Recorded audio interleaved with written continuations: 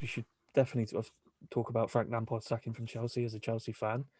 It We was did coming, speak man. about it privately, and I've told you Yeah, what I feel about it. At the time, I was upset. Of course, I was. He's a legend to the club as a player, and I wanted him to succeed, as I do with every manager that they but bring in. he's fresh as a manager. Yeah, but he knew the job he was going into. He was going to a club where they don't give managers time and they get rid of you when they think things are going wrong. Yeah, It's he knew what's the made risk. them. It's made them incredibly successful. He knew the risk and he take it. The He only took it. issue, I think, there's a lot of fans with issue hatred towards the club and the owner because of it.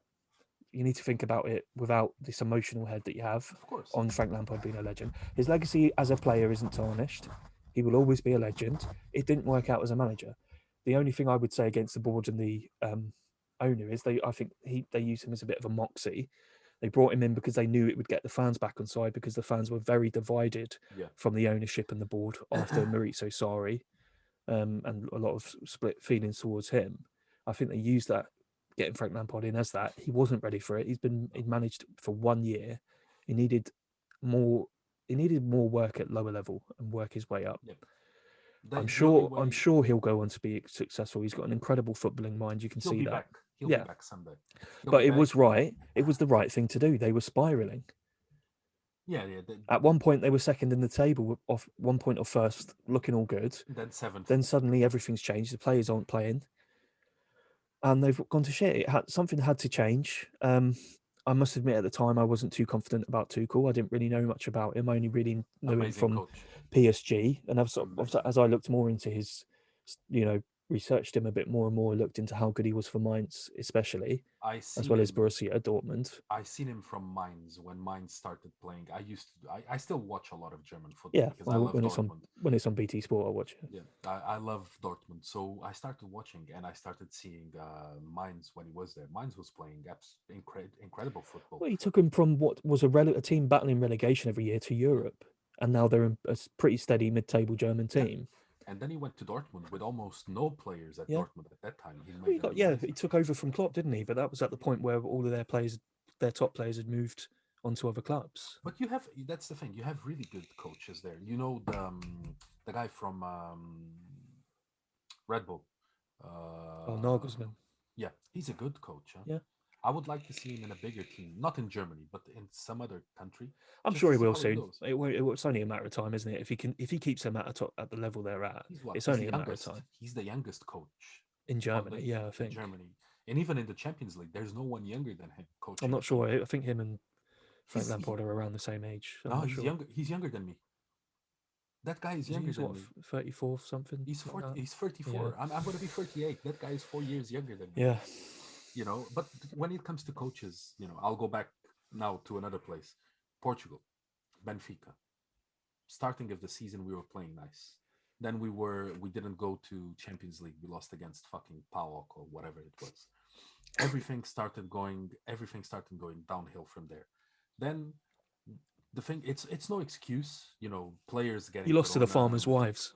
Dude, we lost this weekend. Last weekend, we lost against Sporting 1-0 at the end of the game, and I still don't understand how. How do you feel knowing that Sporting Lisbon are going to win the Primera Division? 11 points clear from us. They're going to win it for the first time in how many years? 35 years?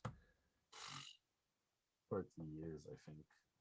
Man, it just shows how Porto and Benfica are shit. Especially this year. Porto. You've considered how far Porto have fallen from last year. Yeah. But I told you at the start, when you got this guy back in, you brought back a dinosaur. But that's the thing, but people He's your complain. I version don't- of, he's the Portuguese version of San Allardyce. He'll keep you up, but he ain't winning no trophies, pal. But that's the thing. When he was there, Because he did well at Flamengo, and he's flat. And to tell you what, you say he did well at Flamengo, he flattered to deceive. They had far and away the best team in Brazil. yeah. Any coach could have done what they did. But They when he got to the was at final of the Benfica, Club World Cup, which is as prestigious as people say it is. It's a joke competition. It doesn't take long. it's not- Doesn't take much to get to the final. it's not a Champions League. No. So and it flattered to deceive because they had a few forward players But it's on loan that performed slightly well against Liverpool. but And you brought him back, fully well knowing that he did a shit job for you in the end. Did a No, good he job for a was- couple of years. Don't he get me was wrong. champion. He was champion every single year. He was at Yeah, but you got rid of him because he was a But- cunt. But Then he he went was to champion. Sporting and was fucking atrocious. But think of this. Something should tell you at some point there's a fucking a use by date No, on but a product, just like it's there is not on only these that. managers. It's not only that. The conditions he had when he went to Benfica the first time had nothing to do with this now. Just think of this. Benfica had a team that had Aymar, Saviola, Di Maria, Ramirez, David Luiz, Garay, Javi Garcia, all at their prime. Cardozo. Man, if you didn't Gaetan, win, Gaitan, if you didn't win the 3 seasons you fucking were there, everything, you were shit. You had yeah. to win. That team didn't need a coach. That team just needed to go inside the pitch and play. That's it. That was it. Nothing else. And now this time, the team that we have, man, the best player that we had this season is a player that was about to be sold at the end of the transfer window, Servi, and he's been Yeah, our best player. And Weigl is now our best midfielder. and he's shit. And even Tarapt is playing, so that tells you a lot of the team that you have. Honestly, mate, I'm looking at your team. I don't think you'd survive in the Premier League. In England. We No, wouldn't survive championship. Are you no, kidding me? genuinely. You've almost got a team full of championship players with one or two quality ones. And you've Everton is fallen away. good. And the difference is, what Benfica used to be really good at is when they sold one of their prized assets, they'd get one in on the cheap and hone them and nurture them into a quality player. They're not That doing that was, now. I think that was the idea of bringing Yeah, him back, is to make sure that but they're not they doing that now develop. because the kids in your youth team, they're all moving on. They're going on to bigger and better things because they're getting offered bigger contracts elsewhere. So If your academy is being decimated. you look at it But and on you top of think that, about, all these players from South America that you could always get in, they're that we're going not, to they're not going to you yeah, guys anymore. They're going to other we teams. got who? We got Because why go to the Everton, why go to the stepping stone team when you can go above the stepping stone team? of course. Do you know what I mean? It's just, it doesn't make sense And it's because a detriment to your league, mate. It really is because where the difference is over these years where Sporting Lisbon have been so far off it in the last few years, especially they had obviously major issues a few years ago with basically their entire first team leaving. But behind the scenes, they were working very hard in that academy, and and now all those those players are kids, ready for the top level, and they're if you there. look if you look at their team, it's They're only kids. filled It's with only young, kids. talented players. The striker they have, a guy called Thiago Tomás, Yeah, 18 years old. the centre back 18, the left back is 21, the right back is 19. Yeah, they have the guy that's on loan from City, Pedro Porro. Yeah. Fucking amazing. I'm like, where the So fuck did they one of their get these central guys? midfielders is about 18 or 19 or something. And then we go and spend the most amount of money that we ever spent in a striker coming from Granada that hasn't done fuck all. Waldschmidt, he's a good player, but not the same thing. He's not the level player that's going to elevate your club. No, then we get Vertonghen. He's For a me, squad player. dude, when Vertonghen and Otamendi are the best signings that Benfica did, something's wrong. Yeah, but Something's wrong. you can't say Vertonghen was a world class player. He's He probably still is. He still petering is in out now. Portugal, but he But still is good. Otamendi has never been a top level player. And then, but that's the thing. When we send Ruben Diaz to City, fucking hell. If it was me, I would have said, look, keep Otamendi with you guys, give us the money, and go buy a fucking decent centre back. A young guy. Go buy someone young, man. What's the thing? Buy someone young. It's not a fucking problem. Now we bought the guy from Brazil, Lucas Verissimo, but we all know fucking Brazilian centre backs take ages to adapt. David Luiz took 1 year and a half. Luizão almost 2 years. Jardel, when he was at his prime, 1 year and a half to get used to playing in Europe. It's not the same thing as He's playing only in at his Brazil, prime for about 2 weeks and all, isn't he? probably. But But this you this know, is a this is a problem where it's worked for them for a good few years. It stopped working for many reasons. They're selling their players too quickly. we don't have money to keep them. You're selling them That's the before you can find a replacement. That's where you used to be good. You had a replacement ready every time, and now you don't. You never do. No, it's the scouting. The scouting is working really bad. Yeah, I think I don't know if they've changed their scouts or something. Whether those scouts have moved on to other clubs. We lost a few scouts. Some moved to Sporting when Jesus went there. And look how that's working out. So we got fucked there. Look how that's working out. But It's roles reversed. But You're I becoming the think- joke club to them. But then we have a nice academy with really good players. Come on, our youth team for 3 years in a row is in the final of the UEFA Champions League for the youth kids. How the fuck is it possible that we don't promote players from the youth team to the main team? How? You know, you have two center backs in the youth team that are better than the fucking two center backs that we have. They're probably worried that if they bring him in, then they just get bought in January or they get bought in September. Yeah, Jardel gets injured. Otamendi is old. Vertonghen is old. We send Ruben Diaz to City. Ferro, he's not too bad. What do? Sell him to Valencia. You sold him. Yeah, Todibo. Valencia, who have got no money, have bought Yeah. one of your centre backs. Todibo on loan from Barcelona plays Not good two enough. games. No way near good enough. Barcelona recalls him, sends him to someone else. Did you Now- see that he was part of a Schalke team that nearly got relegated last year? They are going to get relegated this year, but he's not a good player to Dibe. No, He's a liability. I've seen him play. I'm not impressed. Todibo. He's not a centre back because he doesn't know how to defend. He hasn't got the needs to play discipline. in- He hasn't got play the in discipline or midfield. the positional awareness. He will be a nice midfielder if he plays in midfield. But at the defense, he doesn't know how to play in defense because he's one of those players. It makes that you wonder doesn't look why, back because he's been playing that position throughout Barcelona's youth teams. every single year. But it's clear that he hasn't got the discipline, the mental discipline to play that position at the top level. But listen, then we had a guy called Nuno Santos. We sold him to Rio Ave, and we put a clause that he couldn't be sold to Porto. Where is he now? Sporting, one of their best players. So this is the thing, because you've been sleeping on Sporting Lisbon. You've been so focused on Porto. Underestimated Sporting. This is, they say this about war or a battle or a fight. If you don't respect your enemy, you You're end up fucked. underestimating them, and it gives them the advantage. The And that's what's problem happening now. The problem is There could be a Benfica and drastic Porto change now. Underestimated Sporting completely. And Braga, For years, we were like, "Fuck these guys, they don't count." yeah, they're a Braga- joke. That's easy 3 Braga- points. We're always going Braga to beat just them. lost their best striker, Paulinho. Guess where he went? Sporting. Sporting is This is getting, it. This is is it, getting mate. there slowly. And if you don't act soon, you and Porto, there could be a drastic change to Oh Portuguese yeah, football. it will be Braga. It will be both Sporting. And there could be a period of Braga dominance. at the top, and that's the problem. But then Hulk will you be know, happy anyway. yeah, a lot of them. One of our best midfielders from our youngsters went on loan with an option to buy. Guess where? Bayern Munich. A kid called Thiago Dantas. He already played 2 games for their main team, and they said already we're gonna buy him. Forget him going back. Jetson Yeah.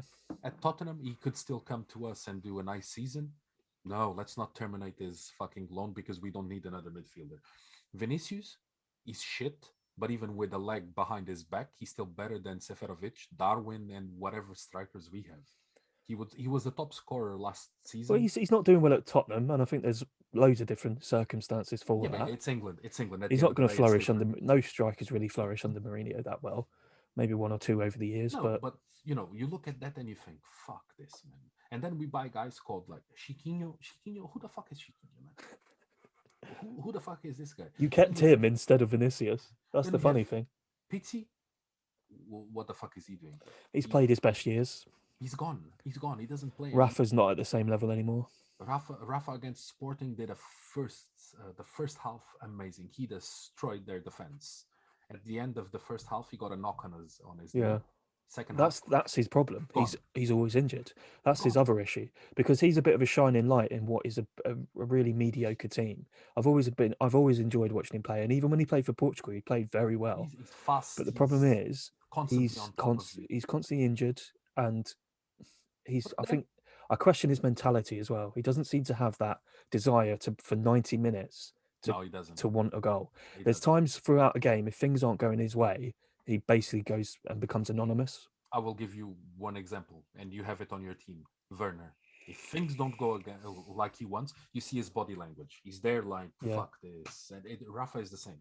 But See, then, I think Werner is different. Werner is someone I trust him to turn it around. Oh, yeah, he's he too will, good. He's he too will. good not to. I mean, at he needs Leipzig, one goal. they weren't always winning every game, but he was 100% Yeah, effort in every game. He's been like he hasn't scored much here. Yeah. I think a striker lives from. Well, goal. the weird thing is he started scoring for fun. Then it dried up, and strikers go through these patches, Of and course. I no doubt he will. He probably has. He's a It's young probably the guy. first time really he has, but Yeah. I he's a trust young him to guy, get he through will it. come But back. it's weird the mentality of when you do get that chance, and it's easy, you definitely like. There's no chance you're going to miss this, and then you do, and and then it then goes, and then and it you're happens fucked. again, and then it happens again. You lose It's weird. confidence. Yeah, it's weird. But going back to Benfica, just to close this, then we Yeah. bought two guys, Everton and Pedrinho, two Brazilians, one left wing and the other right wing. They're both good players. Pedrinho, he doesn't play.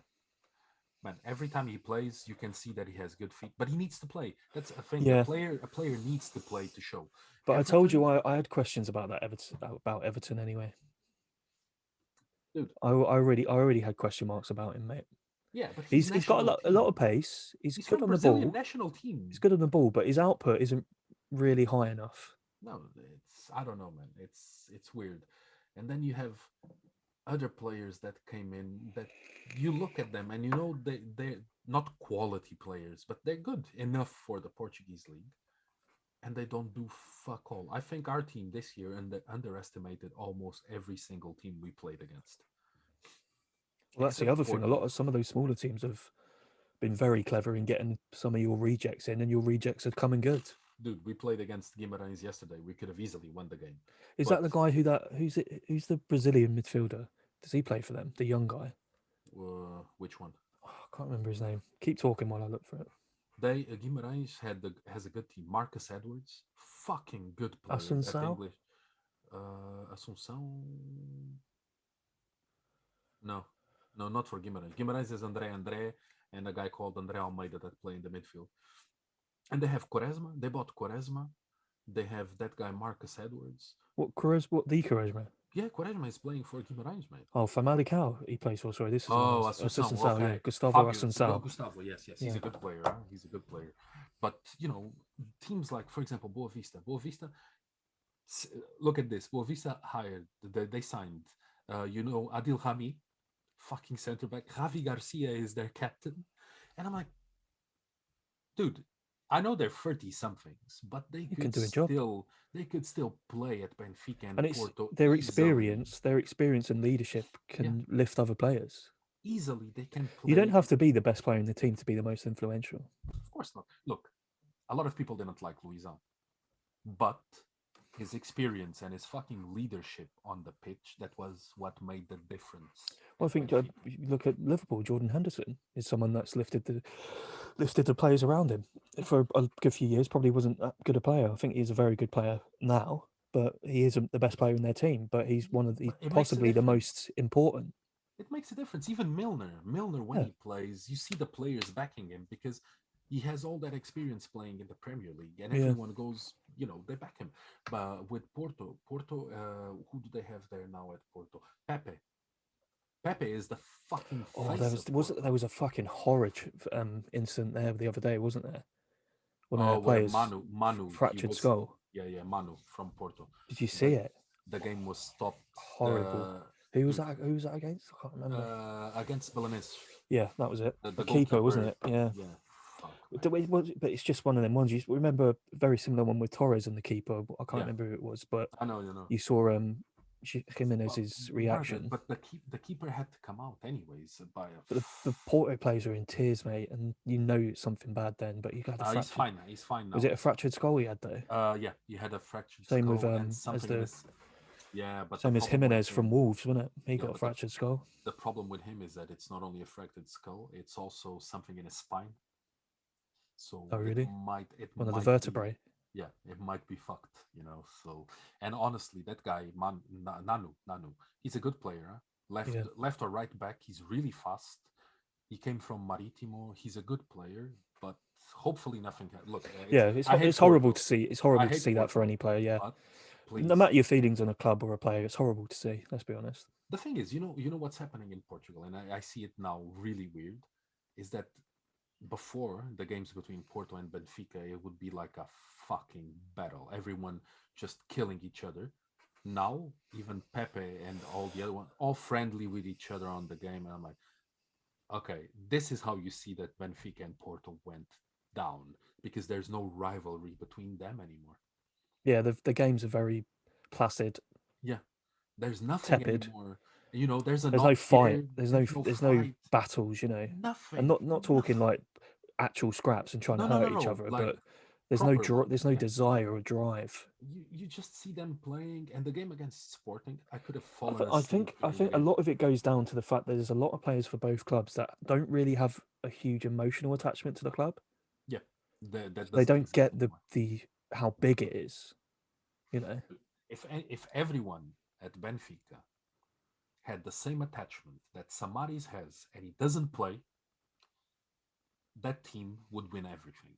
Yeah. Because that guy doesn't play. And the other day I saw the weirdest thing that was Jorge Jesus giving instructions to a Portuguese player to go inside the pitch, and Samaris was next to him, a Greek guy, translating it to the Portuguese guy that was going in. Imagine how shit that is, that your coach is Portuguese, you're Portuguese, but you need a Greek guy telling you what to do because you don't understand what your coach is saying. That's I'm weird. like, the fuck, Yeah. man.